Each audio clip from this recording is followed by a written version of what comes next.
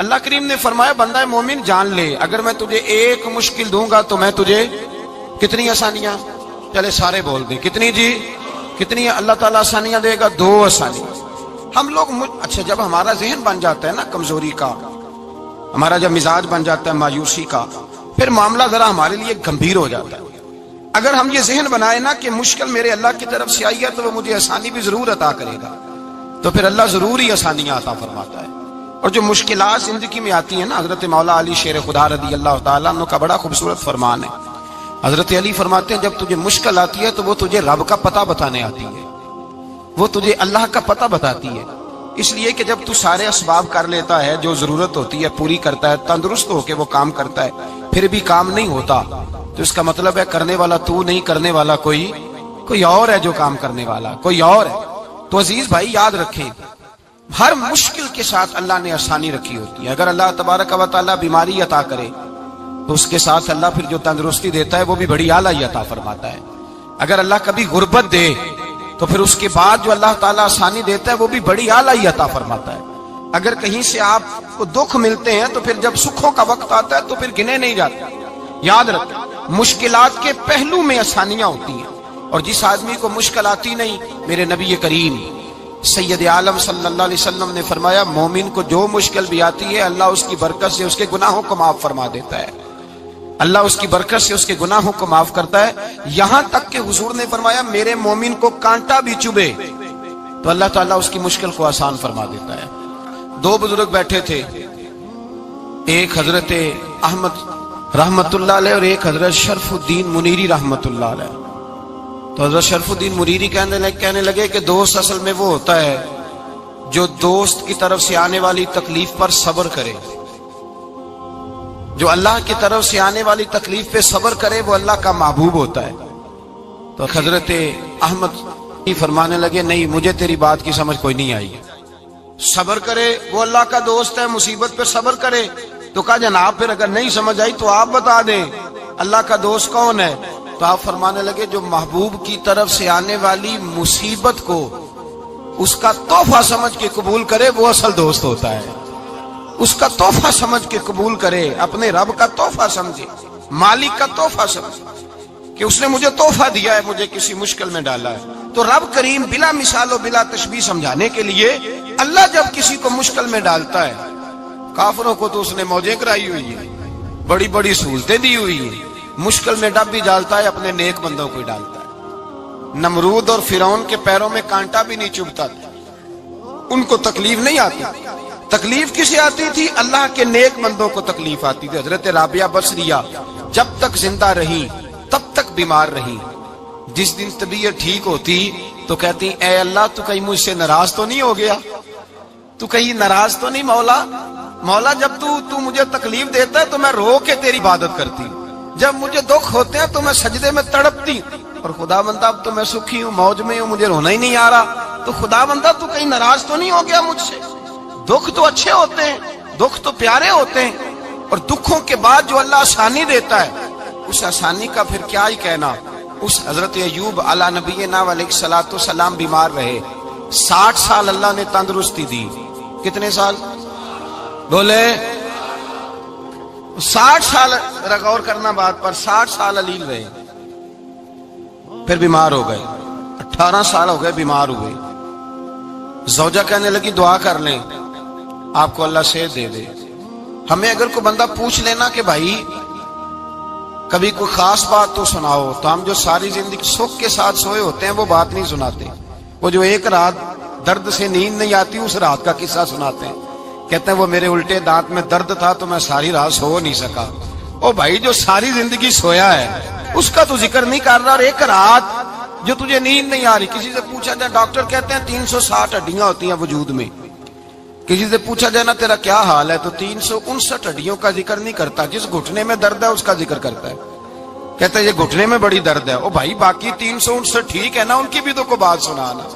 حضرت رابعہ بصریہ رحمت اللہ علیہ کے پڑوس میں ایک نوجوان رہتا تھا، آپ کے پڑوس میں، تو وہ جب جو محلے میں بچے رہتے ہیں نا گاؤں میں ان کا پتہ ہوتا ہے، پڑوسی تھا تو 34-35 سال نوجوان کی عمر ہو گئی، کبھی بیمار نہیں ہوا۔ ایک دن اس کی طبیعت علیل ہوئی، سر میں درد ہوا تو اس نے پٹی باندھ لی سرخ رنگ کی، बाहर निकल के आया, हजरत राबिया बसरी आले रहमा ने देखा तो फरमाने लगे बेटे खैर है? लगा जी अम्मा जी सर में बड़ी दर्द है। आप फरमाने लगे कितनी उम्र हो गई? कहने लगा 34-35 साल। फरमाने लगे पहले तो कभी दर्द नहीं ना हुई? कहा नहीं अम्मा जी आज ही हुई है। तो आप फरमाने लगे 34 साल अल्लाह ने सेहत दी है, तूने शुक्र की एक पट्टी भी नहीं बांधी, और आज दर्द हुई है तो शिकवे की पट्टी तूने फौरन ही बांध ली है। कुछ शुक्र की पट्टी भी बांधनी चाहिए। हजरत अय्यूब 18 साल बीमार रहे। जोजा कहने लगी दुआ कर लो, तो आप फरमाने लगे बीबी से कि सेहत कितनी देर रही? उसने कहा 60 साल। तो आप फरमाने लगे जरा बीमारी को भी 60 साल गुजर लेने दो, फिर दुआ भी कर लेंगे। ये दुआ की अल्लाह, ये लफ्ज कहे अल्लाह ने सेहत दे दी, तंदुरुस्ती आ गई। एक दिन घर में बैठे बैठे जोजा कहने लगी कि अय्यूब ये बताओ दुख अच्छे के सुख? आप फरमाने लगे सारे दिन ही अल्लाह के हैं, पर दुख बड़े अच्छे थे। मुझसे पूछो तो दुख बड़े अच्छे थे। कहा किस तरह?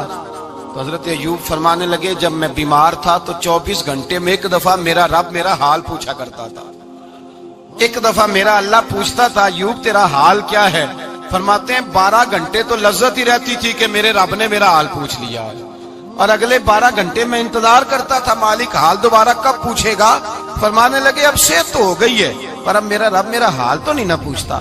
भाई मुश्किलात जो होती हैं वो तो तुझे सजा देती हैं, सवार देती हैं। तुझे याद आता है कोई अपना, जब तुझे दर्द होती है ना, तकलीफ होती है, फिर तेरा दिल करता है कोई कंधा मिले जहां मैं सर रख के रहूं। फिर इसीलिए तो किसी दरवेश से किसी ने पूछा था अपना कौन होता है?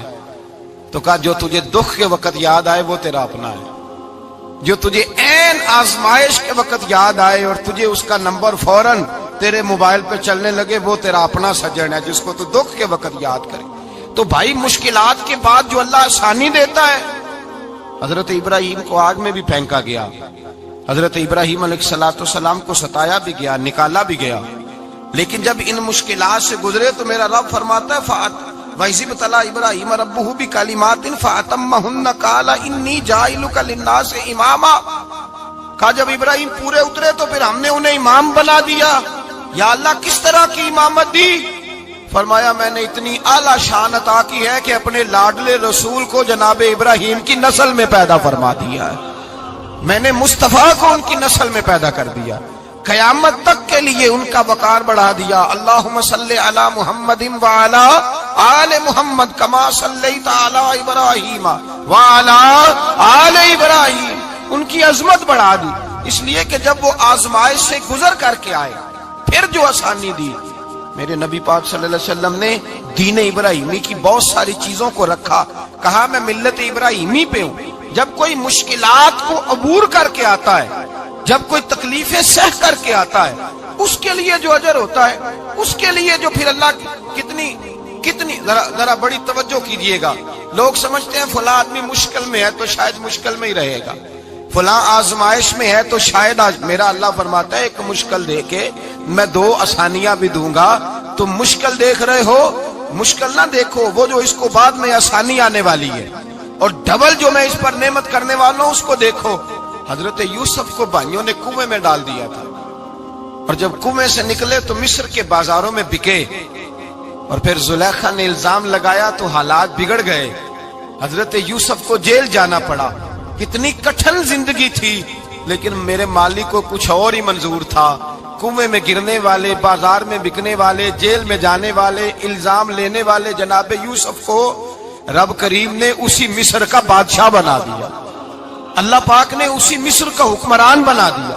यारी तेरी सोना पर अजमैशा तेरियां अग, ये सोना परखिया जावंदा ही पहलो नाल अग्गां दे लग। इसके लिए थोड़ा सा जतन करना पड़ता, थोड़े कठिन हालात से गुजरना पड़ता, थोड़ी आजमाइशों का रूप देखना पड़ता। हम चाहते हैं कि हमें छेड़े कोई ना कोई तकलीफ ना आए, कोई आजमाइश। ये हो नहीं सकता मेरे भाई। नामी कोई बगैर मुशक्कत नहीं हुआ। 100 बार जब अकीक कटा तब जाकर नगी हुआ।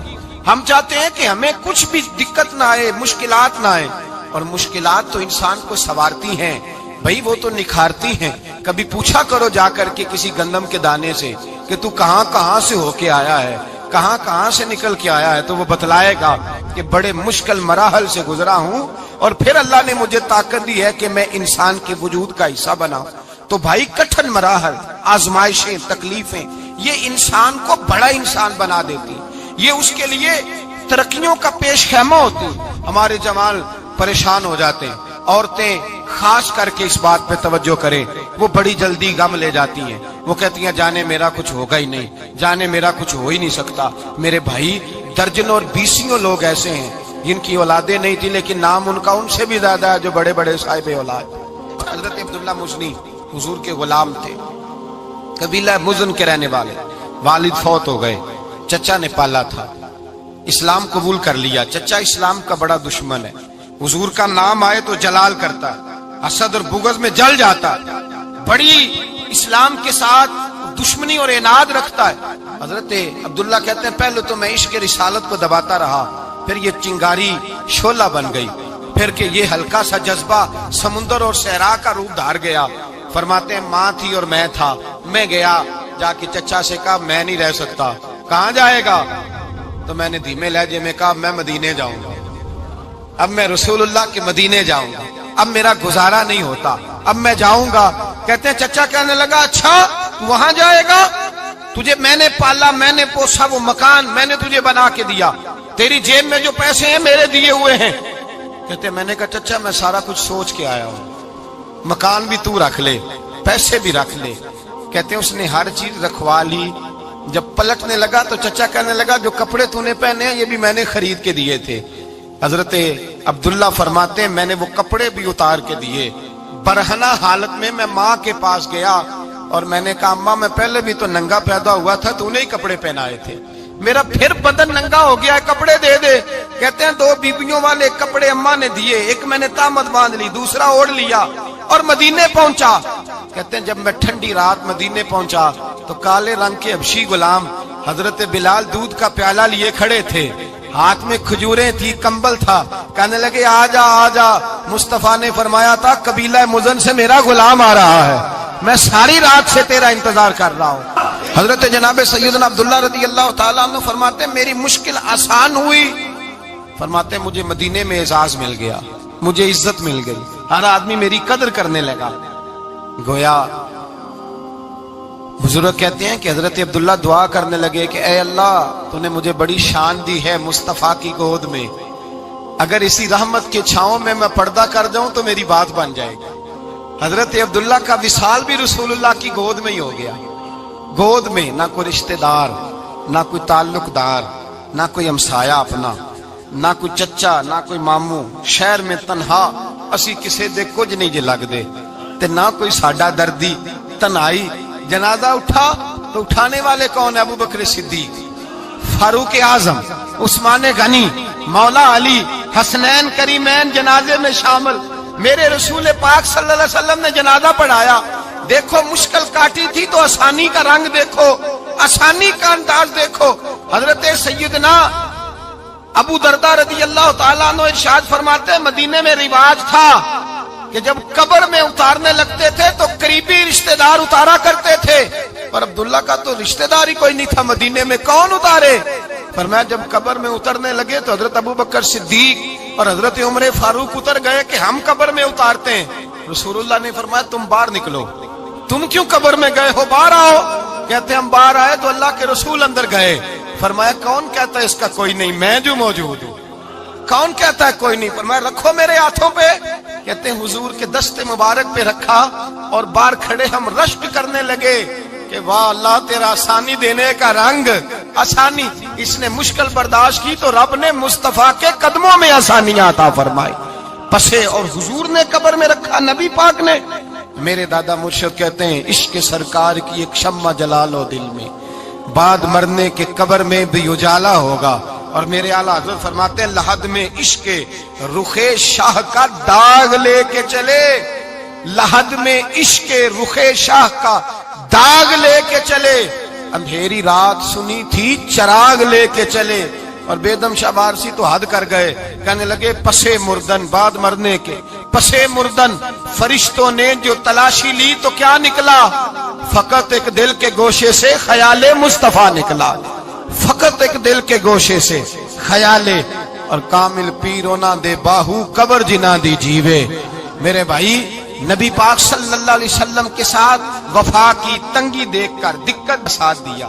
مکہ مخالفت کرتا تو جناب فاطمہ حضور کا خیال رکھتی. فاطمہ بنت اسد بڑا پیار کیا, بڑی محبت کی مولا علی کی والدہ نے, ہر دکھ ہر تکلیف کاٹی, لیکن رسول کائنات صلی اللہ تعالی علیہ وسلم کا ساتھ نہ چھوڑا. اور یہاں تک روایات میں ملتا ہے کہ جناب فاطمہ الزہرا جب بیعہ کے ان کے گھر گئی تو باہر سے سودا لا کے دیتی. حضرت فاطمہ سے بڑا پیار کرتی, بڑی محبت, مشکلات میں ساتھ دیا. جب وصال ہوا تو فرماتے کوہرام مچ گیا مدینے میں. لوگ منتیں کرتے تھے کہ حضور کا ایک بال مل جائے تو قبر میں بخشش کا سامان ہو جائے گا. رسول پاک نے فرمایا جب جناب علی کی والدہ کو غسل دے لو تو کفن پہنانے سے پہلے میرے پاس آنا. کہتے ہیں جب غسل دے لیا تو عرض کی حضور غسل ہو رہا ہے, کفن کا کیا کرنا ہے؟ حضور اندر گئے, قمیض بدلی اور جو کرتا پہنا ہوا تھا اتار کے دیا. فرمایا وہ علی کی ماں نہیں میری ماں ہے, اس نے میرے لیے بڑی تکلیفیں سہی ہیں, بڑی مشکل دیکھی ہے. فرمایا اس طرح کرو میرے کرتے میں اسے کفن دو. حضور نے جنازہ پڑھایا, اپنے کرتا لباس مبارک میں کفن دلایا. پھر جب وہ دفن ہوئی تو حضور قبر پہ کھڑے ہوئے, کھڑے ہو کے فرمایا اے اللہ اپنے سارے نبیوں کے وسیلے سے اور میرے وسیلے سے میری اماں کی بخشش فرما دے. پھر جو آسانیاں ملی ان لوگوں کو تو ان کی قبروں تک آسانیاں ملی. پھر ان کو قیامت تک کے لیے آسانیاں ملی جنہوں نے مشکلات کو دیکھا. اور بھائی جو سوئے رہے, جو آرام کرتے رہے, جنہوں نے مناسب ہی نہ سمجھا کوئی کٹھن مرحلہ طے کرنا, جنہوں نے کہا نا نا نا نا ہم تو سکھ کے ساتھی ہیں, ہم تو سکون کے ساتھی ہیں, بھائی ہم تو سلوٹ کے ساتھی ہیں, جب موجیں لگے گی تو دوڑ کے پہنچیں گے, کہیں گے ہمارا بھی تعلق بنتا ہے, ہماری بھی رشتہ داری ہوتی ہے, ہمارے بھی رابطے ہوتے ہیں, پھر دوڑ کر کے پہنچیں گے. اصل ساتھی وہ ہوتا ہے جو دکھ کا ساتھی ہوتا ہے, آزمائش کا ساتھی, مشکلات تجھے اونچا اڑاتی. حضرت سلمان فارسی کہتے ہیں میں نبی پاک کی تلاش میں نکلا تھا, حضور کی تلاش میں نکلا, اور میں نے کئی سال حضور کو ڈھونڈا. کبھی ایک دروازے, کبھی ایک دروازے, کبھی دوسرے دروازے, کبھی تیسرے دروازے. فرماتے میں شہزادہ تھا پر بکتا بکاتا مدینے آیا. میں نے نبی پاک کی تلاش میں یہودیوں کی غلامی بھی کی, تیری تلاش میں پھرا میں جنگل پہاڑ اور دشت میں. فرماتے ہیں بڑی تکلیف کاٹی, بڑی آزمائش دیکھی, لیکن اس دن مجھے سارے دکھ بھول گئے. اس دن میری ساری تکلیفیں آسانیوں میں بدل گئی جس دن میرے نبی نے میرا بازو تھام کے کہا سلمانو منا اہل البیت. فرمایا سلمان کو تو میں نے اپنی اہل بیت میں شامل کر لیا ہے. فرماتے اتنی بڑی فضیلت کہ میں رسول اللہ کے خاندان میں جا شامل ہوا. تو بھائی یاد رکھیں جب آپ کو مشکل آتی ہے تو آپ کو آسانی دینے کے لیے آتی ہے, جب آپ کی طرف کوئی آزمائش آتی ہے تو آسانی دینے. یہ بات صحیح ہے کہ بیٹیاں پیدا ہونے پہ مشکل ہوتی ہے, ان کے نصیبوں سے ڈر آتا ہے, پر جتنی آسانی اللہ بیٹیوں کے باپ کو عطا کرتا ہے اور جتنی رحمت رب بیٹیوں کے باپ پہ فرماتا ہے اتنی بھی کسی اور کے حصے میں نہیں آتی. اس میں شک کوئی نہیں کہ بوڑھے ماں باپ کو جب سنبھالنا پڑے تو مشکل ہوتی ہے. بوڑھوں کی طبیعت بچوں جیسی ہو جاتی ہے, دقت ہوتی ہے, آزمائش ہوتی ہے, ان کی بات سننا بعض اوقات کڑوا لگتا ہے, ان کی فرمائشیں بعض اوقات بچوں کی طرح ایسی ہوتی ہیں جو حل نہ ہو سکیں. لیکن یہ وہی ماں باپ ہیں جن کی نوکری کے بارے میں میرے مصطفیٰ نے فرمایا اگر تو ایک رات انہیں خوش کرنے میں کامیاب ہوا تو اللہ 2 حج اور 2 عمرے کا ثواب عطا فرمائے گا. اس میں شک نہیں کہ بہت سارے کام مشکل ہوتے ہیں, کٹھن ہوتے ہیں.